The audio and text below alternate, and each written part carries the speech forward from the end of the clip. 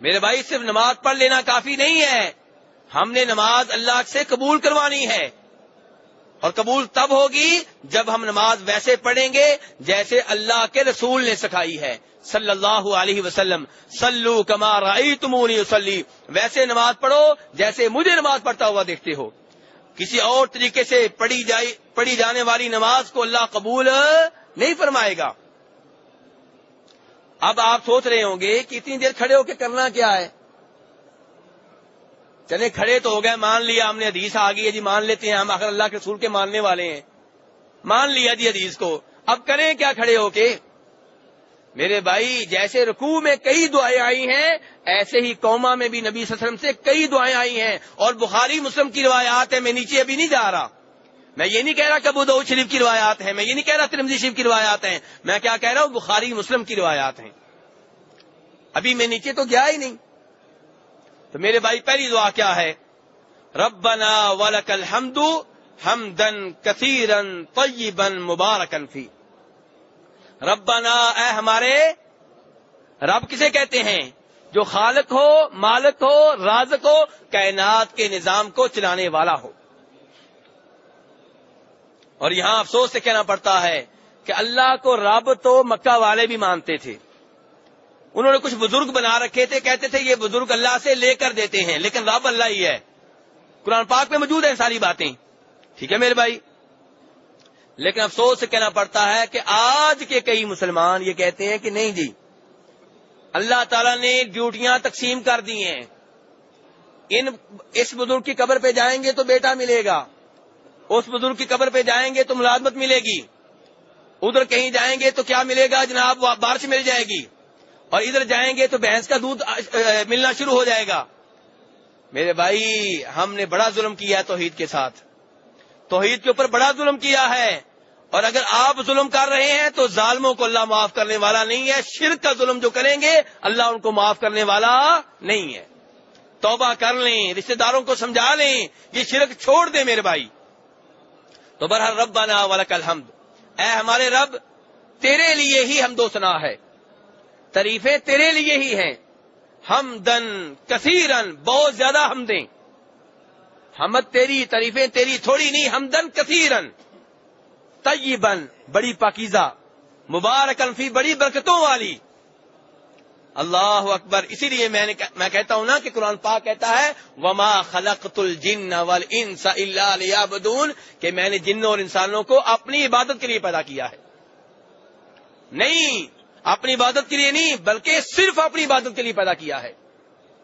اسی لیے دیکھیں نا اللہ ہم سے تعریفیں کروا رہا ہے اپنی، ربنا ولک الحمد حمدن کثیرا طیبا مبارکا فیہ۔ اور دوسری حدیث بھی آتی ہے، وہ کیا ہے؟ اللہم لک الحمد ملء السماوات وملء الارض وملء ما شئت من شیء بعد۔ اے اللہ حمد و ثنا صرف اور صرف تیری ہے، تعریفیں صرف اور صرف تیری ہیں۔ کتنی تعریفیں یا اللہ؟ فرمایا ملء السماوات، اتنی تعریفیں کہ جن سے ساتوں آسمان بھر جائیں،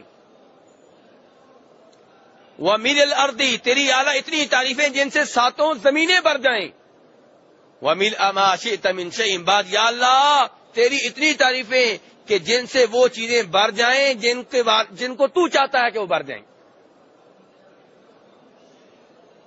اللہ اکبر۔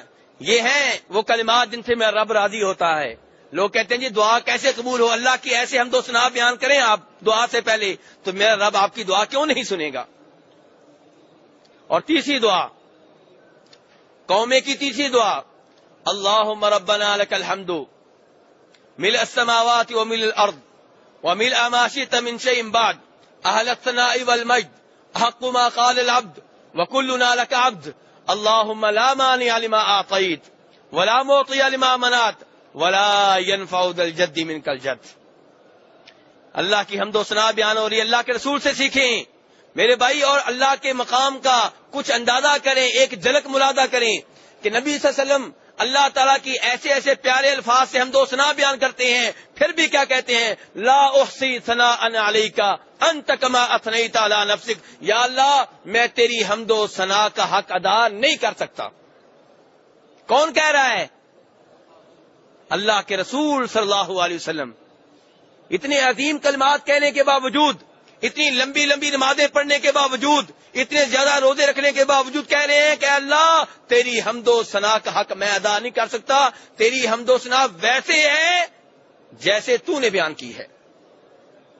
اللہ کی حمد و ثنا کا حق ادا صرف اللہ ہی کر سکتا ہے، کوئی نبی، تو میں اور آپ کیا چیز ہیں؟ لیکن کوشش کرنی ہے، کوشش کرنی ہے۔ آئیے کوشش کریں۔ اللہم، اے اللہ، ربنا لک الحمد، اے ہمارے رب تیری ہی تعریفیں ہیں، حمد و ثنا صرف تیری ہے۔ کتنی؟ ملء السماوات، ساتوں آسمانوں، اے اتنی حمد و ثنا جس سے ساتوں آسمان بھر جائیں، وملء الارض، جس سے ساتوں زمینیں بھر جائیں، وملء ما شئت من شیء بعد، اور وہ چیزیں بھر جائیں جو تو چاہے۔ اہل الثناء والمجد، حمد و ثنا کا، عظمتوں کا حقدار کون ہے؟ تو۔ حق ما کان العبد، بندے جو حمد و ثنا بیان کریں ان کا حقدار کون ہے؟ تو۔ وکلنا لک العبد، یا اللہ ہم سارے کے سارے تیرے بندے ہیں۔ اللہ کے رسول بھی یہ کہہ رہے ہیں، بلکہ اللہ کے رسول نے دعا سکھائی، کیا کہہ رہے ہیں؟ وکلنا لک عبد، یا اللہ ہم سارے تیرے کیا ہیں؟ بندے ہیں۔ آگے کیا ہے؟ اللہم، اے اللہ، لا مانع لما آتیت، جو تو دے دے اسے کوئی روک نہیں سکتا۔ جو اللہ دینے پہ آئے اسے کوئی روک، کوئی حکومت روک، کوئی بادشاہ روک نہیں سکتا، کوئی وزیر اعظم روک نہیں سکتا، کوئی نبی روک نہیں سکتا، کوئی ولی روک نہیں سکتا، کوئی فرشتہ نہیں روک سکتا، شیخ عبد القادر جیلانی نہیں روک سکتے، علی حجویری نہیں روک سکتے، اجمیر والے نہیں روک سکتے۔ اللہ جو چیز دے اسے کوئی نہیں روک سکتا۔ ولا معطی لما منعتا، یا اللہ جو تو روک لے، جس کے بارے میں تو فیصلہ کر لے کہ میں بندے کو نہیں دوں گا، کوئی نہیں دے سکتا۔ یا اللہ اس کا مطلب یہ ہوا کہ جس کے بارے میں تو فیصلہ کر لے کہ اس کو بیٹا نہیں دینا، اس کو بیٹا کوئی نہیں دے سکتا، نہ کوئی نبی دے سکتا ہے، نہ کوئی ولی، نہ کوئی بزرگ، نہ کوئی فرشتہ، کوئی نہیں دے سکتا۔ لیکن ہم نے کیا کہا؟ داتا صاحب۔ میرے بھائی انصاف کریں، نماز میں آپ یہ توحید بیان کرتے ہیں اور نماز کے فوراً بعد دوغلے بن جاتے ہیں۔ نماز میں آپ نے کہا کہ یا اللہ جو تو روک لے کوئی دے نہیں سکتا، جو تو دے کوئی روک نہیں سکتا، اور نماز کے بعد کہتے ہیں داتا صاحب، داتا گنج بخش، غوث اعظم۔ یہ نام ہی شرکیہ ہیں، باقی بات کے مسائل ہیں۔ غوث اعظم کا مطلب کیا ہے؟ جی سب سے بڑھ کے فریاد رس، سب سے بڑھ کے۔ اللہ اکبر۔ ابھی ہم کہتے ہیں مسلمان ذلیل و رسوا کیوں ہیں؟ مسلمان ذلت و رسوائی کی اتھاہ گہرائیوں میں کیوں گرے پڑے ہیں؟ انسان کا نام رکھ رہے ہیں غوث اعظم۔ کیا کبھی اللہ کے رسول کے لیے بھی صحابہ کرام نے ایسے الفاظ استعمال کیے تھے؟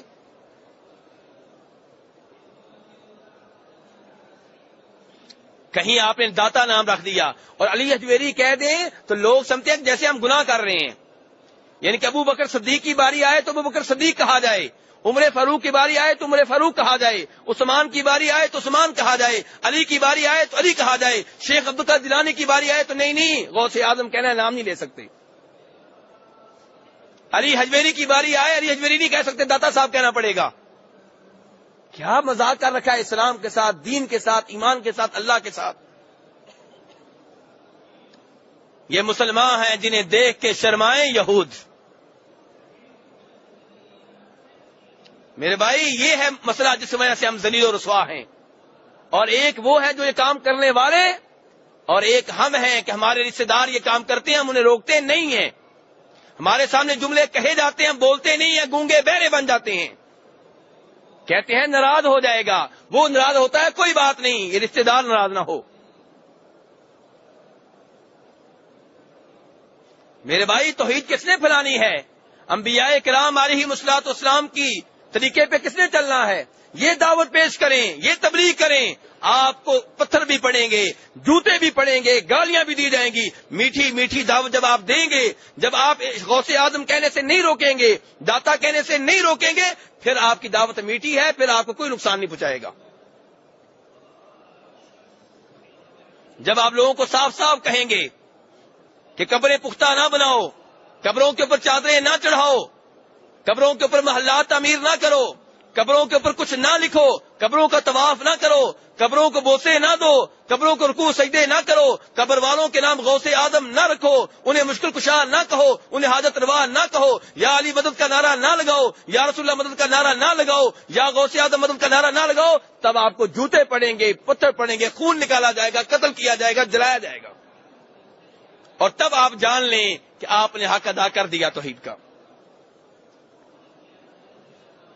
تو میرے بھائی یہ ہے توحید، یہ ہے دعوت و تبلیغ، یہ پیش کریں آپ۔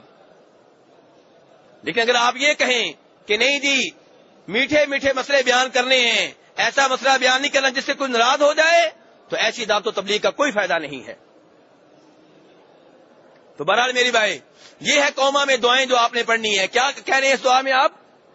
اہل الثناء والمجد حق ما قال العبد كلنا لك عبد اللهم لا مانع لما اعطيت ولا معطي لما منعت، اور آخری جملہ سنیں کتنا شاندار ہے، ولا ينفع ذا الجد منك الجد، یا اللہ تیرے سامنے کسی مقام و مرتبہ والے کو اس کا مقام و مرتبہ فائدہ نہیں دے سکتا، ولا ينفع کوئی نفع نہیں دے سکتا، ولا ينفع ذا الجد منك الجد، کوئی جتنا بڑے مقام و مرتبے والا ہو تیرے سامنے اس کو اس کا مقام و مرتبہ فائدہ نہیں دے سکتا۔ جب اللہ عذاب دینے پہ آئے تو پھر کوئی بچا نہیں سکتا۔ اسی لیے اللہ کے رسول صلی اللہ علیہ وسلم نے اپنی لاڈلی بیٹی جناب فاطمہ سے کہا تھا، فاطمہ دنیا میں جو مجھ سے مانگنا ہے مانگ لو، لا اغنی عنک من اللہ شیئا، اللہ کے سامنے میں تمہیں کوئی فائدہ نہیں دے سکوں گا۔ یہ کون کہہ رہے ہیں؟ نبی صلی اللہ علیہ وسلم کس کو کہہ رہے ہیں؟ اپنی لاڈلی بیٹی فاطمہ سے کہہ رہے ہیں۔ آج ہم نے فاطمہ رضی اللہ عنہا کو بھی معبود بنا دیا ہے، جناب فاطمہ سے بھی مدد مانگی جاتی ہے، ان کو بھی مشکل کشا سمجھا جاتا ہے، حاجت روا سمجھا جاتا ہے، اور ان سے نبی صلی اللہ علیہ وسلم کیا کہہ رہے ہیں کہ فاطمہ جو دنیا میں مجھ سے مانگنا ہے مانگ لو، قیامت کے روز میں تمہیں کوئی فائدہ نہیں دے سکوں گا۔ بلکہ نبی صلی اللہ علیہ وسلم سے تو یہ کہا گیا، قل لا املک لنفسی نفعا ولا ضرا، اے اللہ کے رسول آپ لوگوں سے کہہ دیں میں تو اپنے لیے بھی نفع و نقصان کا مالک نہیں ہوں۔ لنفسی فرمایا میں اپنے لیے نفع و نقصان کا مالک نہیں ہوں۔ یہ قرآن پڑھ رہا ہوں میرے بھائی، کوئی اور نہیں پڑھ رہا، قرآن میں ہے یہ سب کچھ۔ کاش ہم قرآن کا ترجمہ پڑھیں، قرآن کی تفسیر پڑھیں، قرآن کا مطالعہ کریں۔ اللہ کا کلام ہماری ہدایت کے لیے نازل ہوا ہے، لیکن ہم کہتے ہیں نہیں جی ترجمہ نہیں پڑھنا، تفسیر نہیں پڑھنی، کہیں گمراہ نہ ہو جائیں۔ اسی لیے تو پھر میں کہہ رہا ہوں کہ یہ مسلمان ہیں جنہیں دیکھ کے شرمائیں یہود۔ قرآن پاک جو پڑھنے کے لیے نازل ہوا، غور و فکر کرنے کے لیے نازل ہوا، اس سے روکتے ہیں، مسلمان روکتے ہیں۔ کہتے ہیں قسم اٹھا لو، ریشم کے گلاب میں لپیٹ لو، لیکن پڑھنا نہیں ہے، ترجمہ نہیں پڑھنا، سمجھنے کی کوشش نہیں کرنی۔